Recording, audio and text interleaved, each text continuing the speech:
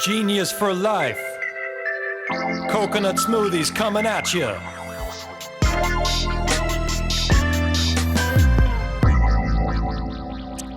Hello, welcome to episode, the lucky number 77 of 15 Minutes of Genius. We are rolling right along. We started the show literally in the heat of the pandemic from 2020. From a studio, we've had a few guests in here, but it's been mostly just virtual, people tuning in, and we've been interviewing. So we bring on great guests that are in CPG, people that are entrepreneurs, investors, consultants, people that help with, supply chain and logistics, maximizing that, which is this gentleman today. He helps in that area, which is supply chain, and he has a rich background in the CPG business. Before introducing him, a big plug to Mark Nicholas. That's Mark N. That's the first time I've mispronounced your name, Mark. So Mark N. at ManhattanBeachStudios.net. He does photo, he does video. You can't really see it, but he has a whole studio here, which is, do you have an alternate camera, Mark, or no? No, okay. He's talking in my ears, so not today, but just use your imagination. There's a whole studio here. Just believe me. I'm not just a table and a board. There's a lot more to this. So our guest, without further ado, is Kunal Kohli. A little bit about him. I'm pulling trusty LinkedIn here. So he is the Vice President of Business Development for Unioncrate.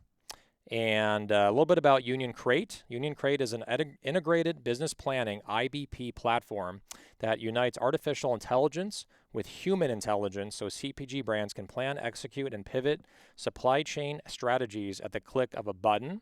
And he's also a co-founder and a current board member of Boo Brands, which we'll get into as well. So Kunal, how's it going, my man?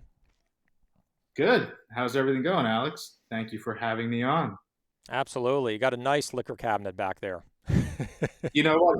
It was either this or my daughter's bedroom, which is where my desk is. And you know how you have to have those virtual backgrounds because I have a TP in the back. I've got all these teddy bears and pillows. I was like, you know what? I think I need to move locations.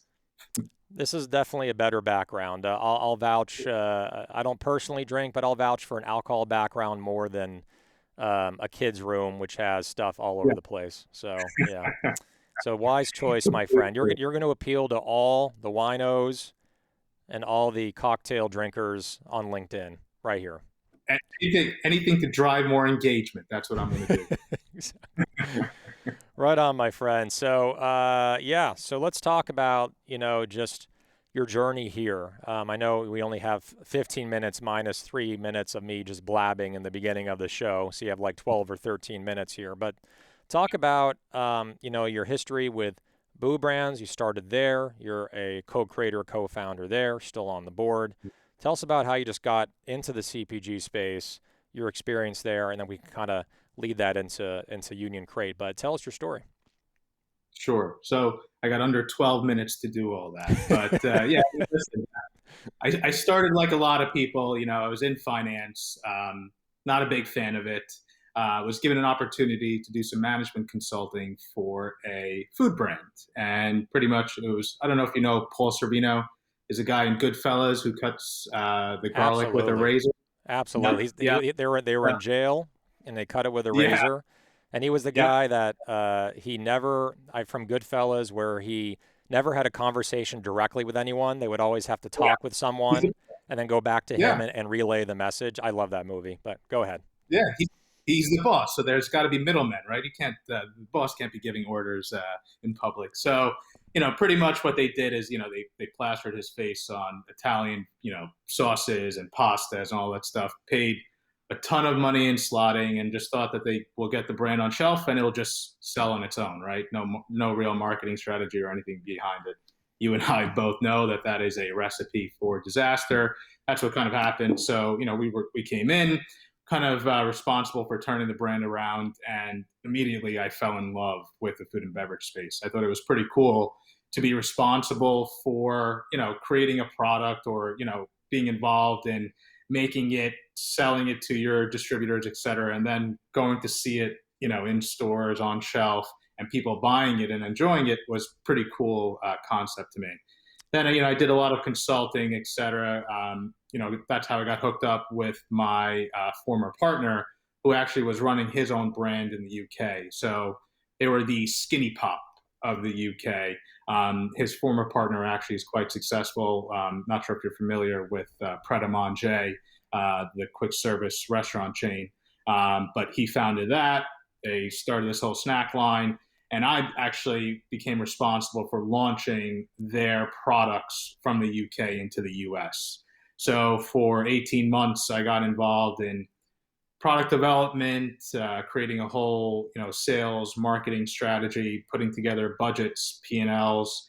I probably knew half of what I was supposed to do, and I was just learning it along the way. But Hmm. again, just digging myself into the weeds, really understanding how to make a product, the science and everything that goes behind it, figuring out the pricing and the whole kind of strategy, go to market, all that stuff. It was truly exciting. The brand, went another way. It actually got successfully acquired, which was pretty cool, because I Awesome. was kind of part of that. Hmm. So that, I could say was my first acquisition, but made nearly nowhere near what obviously a lot of the founders and the other people made. But at that same time, I got very close to the manufacturer that we were working with to develop a lot of these products. And when that company got acquired, the manufacturer actually came to me with the bouillon cubes, and they're like, "Listen, we have this product that is it's a lot better for you. Well, it's a lot better than what's out in the market, and should we give it a go?" And I'm looking at it, and I'm like, "Wow, am I really going to go and launch a bouillon company? Like that has to be the least sexiest product out there, right? Now, Like now you're tell seeing us. all Now tell us, Kunal. What is a bouillon? I didn't know much about exactly. it until I talked with you. Tell us more. First time he said, I thought he said booyah. Like I'm like booyah. But tell us what a bouillon cube is and why do people use Yeah. it? What is it for? Sure. So bouillon cubes are literally just compressed stock cubes, right? And they've surprisingly been around for over 100 years. So pretty much you can make broth or you can flavor pretty much anything with these cubes. They've gotten a bad rap primarily because they're packed with a lot of salt, a lot of preservatives, and they're not so great for you, but they're cheap and they can pretty much feed a family of four from these little cubes, right? Because you can make soup is obviously, the most popular dish you can make out of it, stocks, stews, all that type of stuff. So when the manufacturer came to me, and like I said, I was like, this has got to be the least sexiest thing. I don't know if we can build a brand or anything around it. And who really is still using bouillon cubes, right? Like your reaction of like, what is a bouillon cube? That's what we constantly were getting. But after, digging further into it, doing research, going into not just Whole Foods, but, your conventional stores, going into Costco's and Targets, etc., they had a small section for bouillon cubes, and you obviously saw the same brands, right? The ones that are owned by the big companies like Unilever, McCormick, all that type of stuff. So we're like, okay, that there may be an opportunity to kind of disrupt this stale old category. So we're like, all right, let's give it a go. So it literally started as a side project for us. Both my former partner and I were working at a boutique fitness company. We hired a designer. We came up with the name. Obviously, worked on the recipes, the flavors. That took almost 9 to 10 months to finally get a product that we were all very happy with. And we launched. We got some small distribution in New York City. We sold them online, but we quickly learned that not a lot of people are searching for bouillon online, right? It wasn't. It was just something that people would buy in passing as they, went through the center aisle. And we raised a little capital, did like a convertible note, and had got a phone call with the Whole Foods buyer. Luckily for us, Whole Foods buyer at the national level was new, and very data driven. So, he saw what was going on in the bouillon category within Whole Foods nationally, saw that it was gaining, but it was only gaining obviously very slightly, and they didn't have that big of an assortment. There was an organic product out there called Better Than Bouillon, but they actually come in a paste format. It's a glass jar, it's expensive, etc. So within 48 hours of that first phone call, he emails me back and goes, "Listen, love what you guys are doing. We're in. I'm going to launch you in 10 out of the 11 regions within the next 3 months. Just confirm back that you can fulfill orders for these stores." And Nice. Wow. well, it's a real Huge. business. Huge. I mean, it's really, like one of my friends, she was on the show, and she was actually a guest star as a squirrel in one of our rap videos, the Genius Juice rap video, Random. Yeah, Amanda Sains, she's a director of sales, a director of marketing at Julie's yeah, Dates, yeah. where they took this really stale category. It's been around for, since the beginning of time in the Middle East, and then brought here, 30, 40 years ago. And they made it like sexy branding, like a lot of colors.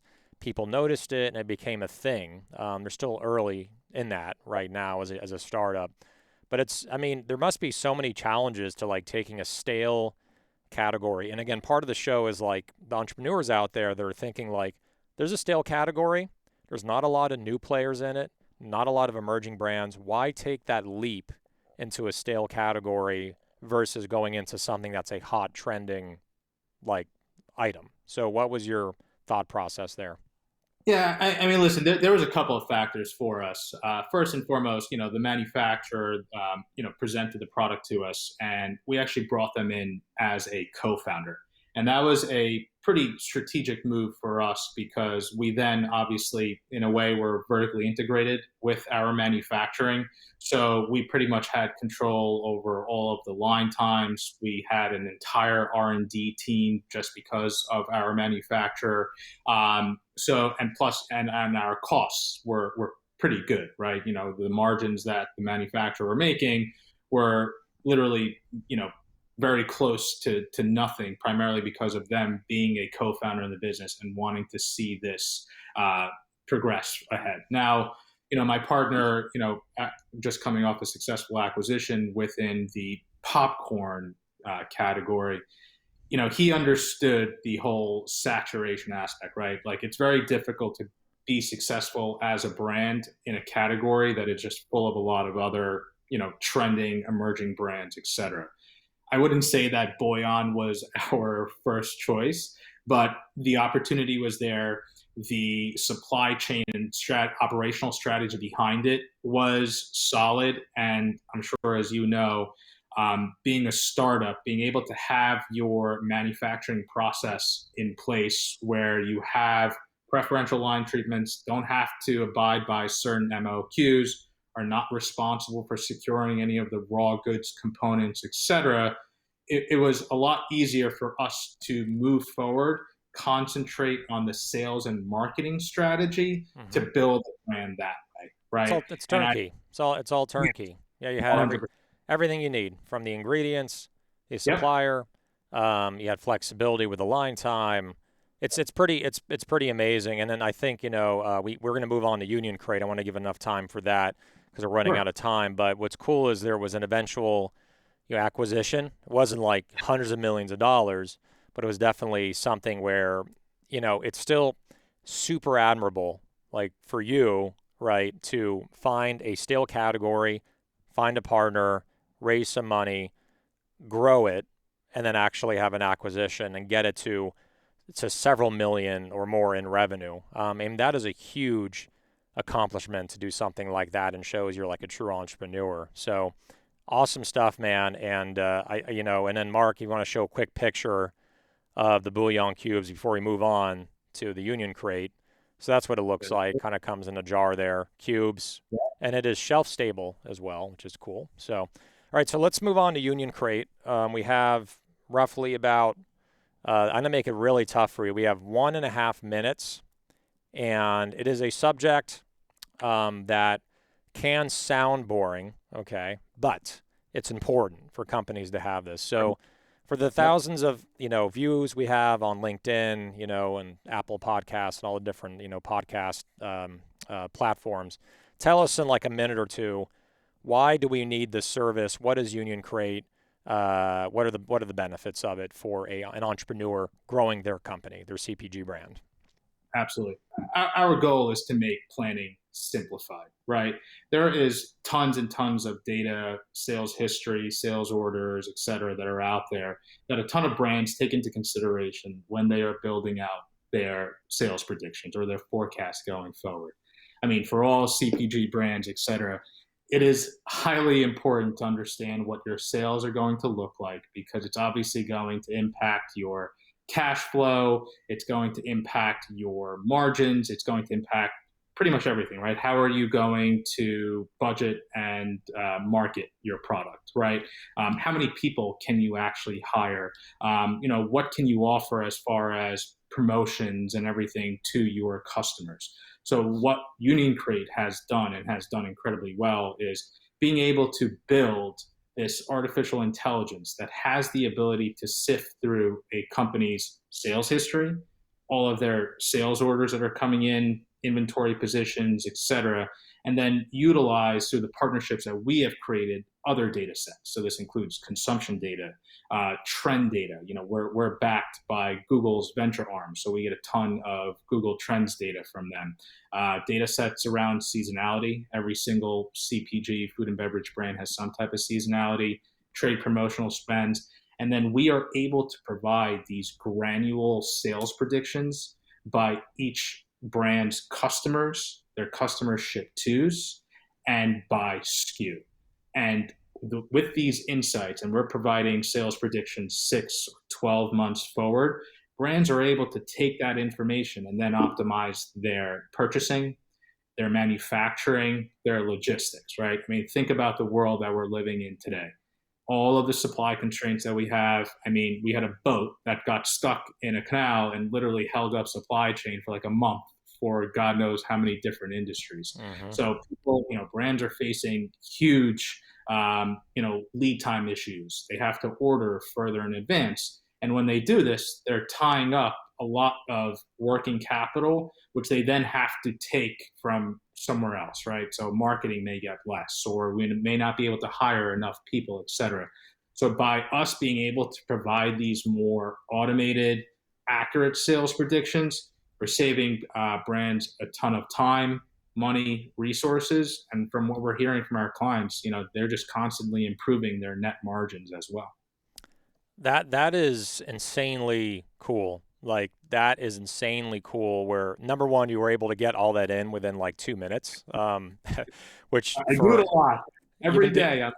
I'd say the same spiel to people. Exactly. I can tell you've practiced a lot and it comes off very natural, but you've been able to compress something that is somewhat complicated in nature and make it really relatable and easy to understand for a CPG, for a founder or someone in the operations to understand what the benefits are. And it's amazing that, like, you have a software platform. Again, people that are listening or watching this, demand planning is freaking hard. Okay. I'm not going to say the F word. Jake Carls, if he was on the show, he'd probably be saying it 10 times and I would be saying it too. Midday Squares gets me going, where we start saying the F words back and forth and just blasting it and not caring. But so, like, the fact is that demand planning is so crucial. And as a really, really key example, we order coconuts from Thailand. There's a 6 to 7 week turnaround for that. We have to put money down. They harvest the coconuts from Thailand, the Nam Ham coconuts. They send them over here, and then we get them, and then we use them in production. From issuing a PO to bottling the product is 7 or 8 weeks at the most. That's a long time. And if we order the incorrect amount, we have to order more, and we're behind by 2 months. Or if we order too much, then we have inventory sitting there, which is tied up, as you mentioned, which could be used for growth, right? Growing the company, marketing, sales, hiring new people. So that's a really great example, I think, of this platform. And I know your team presented to us today, so we're going to debrief about it. But really amazing technology. I didn't have the full understanding of it from our first call. I think it took 2 calls for me to fully understand it. You know, I'm a genius, but also slow when it comes to learning new things. So, but really amazing, and I'm happy for your success. Anyone who wants better demand planning, definitely reach out to this guy. I think that's such a huge service to the community. And you don't have to be a large brand, right? Like, even if you're a small No, brand, you're dealing with yeah, demand planning issues as well. So, 100%. No matter how big or small you are, you obviously need to understand what sales are going to look like, right? It's going yeah, to affect, like we pretty everything. much talked about, everything. Exactly. So that's where the whole integrated business planning comes from, because it starts from what your sales are going to look like, the inventory needs, and everything behind it, and then how you can go ahead and budget across your entire company. Exactly. It's super succinct, to the point, and easy to understand. No wonder you've been so successful, man, because that is like the big part of sales, is getting someone to understand it in as few words as possible and just get it. And it all comes back to sales, right? And as far as projections go, sales projections drive everything in your business. It drives how much you make, how much you spend, how much money is there for inventory and sitting there, how much you need to order for raw materials. So get your sales projections correct. Good way to do that is with Unioncrate. Let's get into our next segment here, which is called Rapid Fire Questions. Rapid Fire Questions. All right. I gotta get. You ever see like the Johnny Carson show? Uh, Only on, like, reels. YouTube. No, yeah. I Yeah, haven't actually the full show. It's a little before my time. exactly. Me too. Yeah, I'm not like 89, but I watch clips of it, and he has this thing where he has an envelope, and he says, like, it's I can't even make a joke. He says, like da na na na na, and then he blows open the envelope, and then he says, "What is this?" And it's supposed to be really funny. Anyway, I want to impersonate him, but I can't. Yeah. Where I have the questions and I blow open an envelope and take it out. Anyway, for those that have not seen the show, they'll have no idea what the hell I'm talking about. But anyway, all right. So let's get into our questions here. So first one, we're gonna go through 15 questions. Here we go. NSYNC or Backstreet Boys? In sync. JT's my man. What's so funny is we had Michael Movitz on, and he was like, "Backstreet Boys, JT is my man." I'm like, I can tell that you're listening to doo-wop and not Right. Right. not boy bands.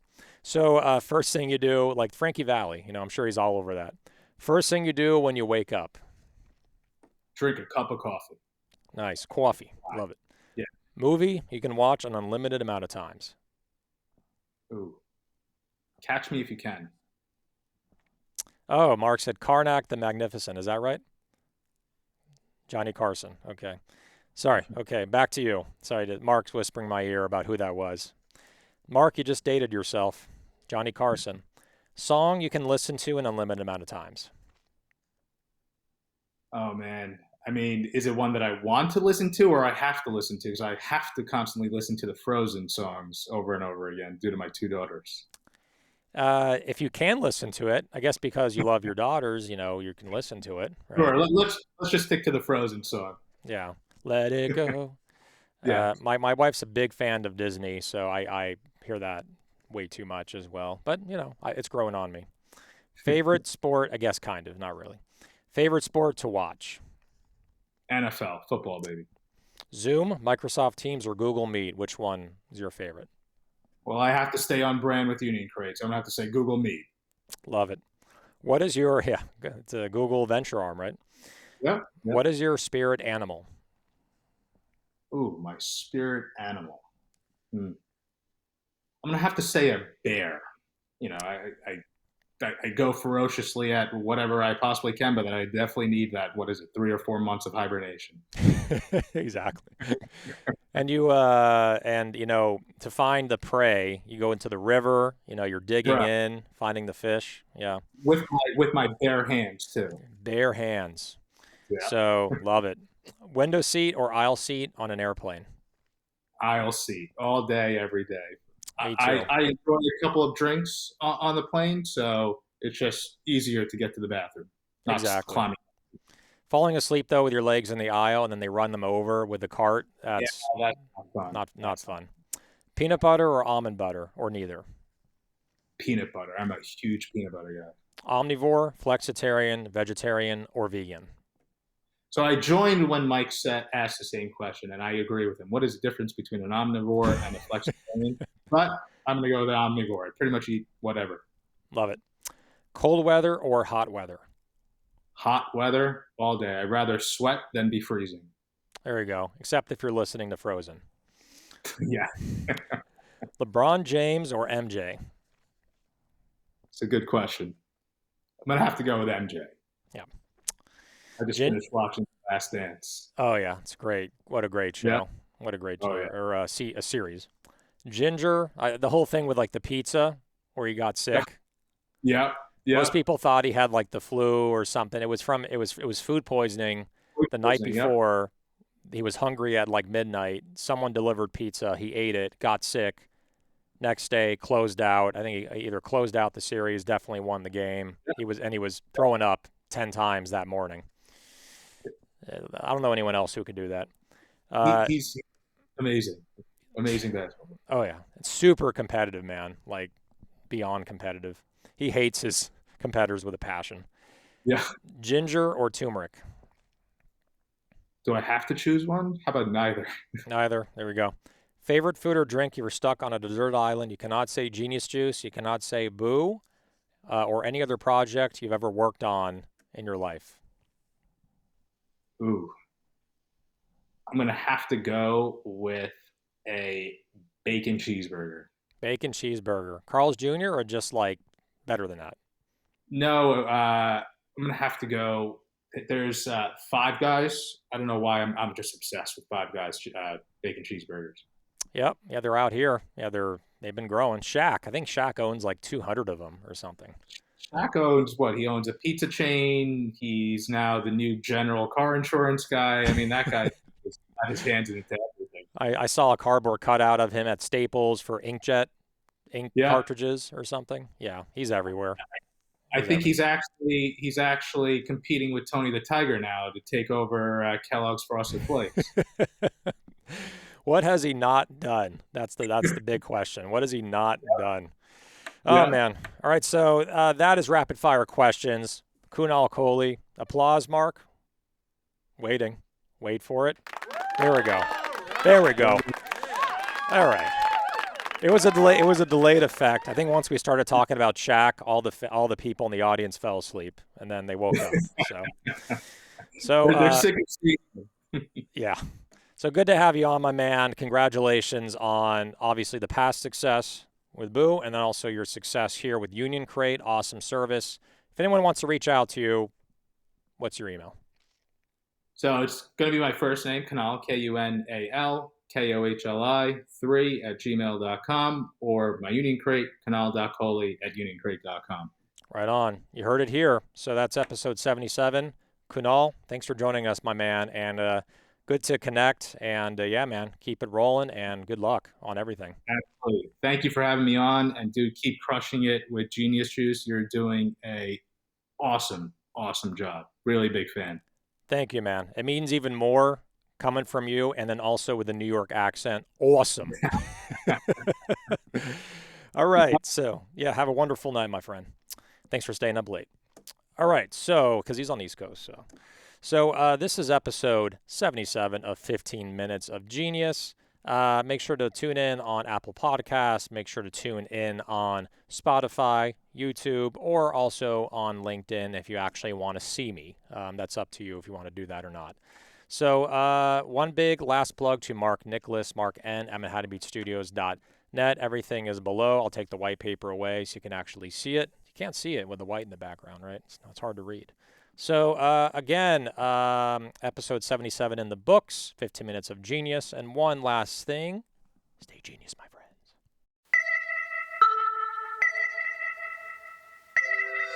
Genius for life. Coconut smoothies coming at you.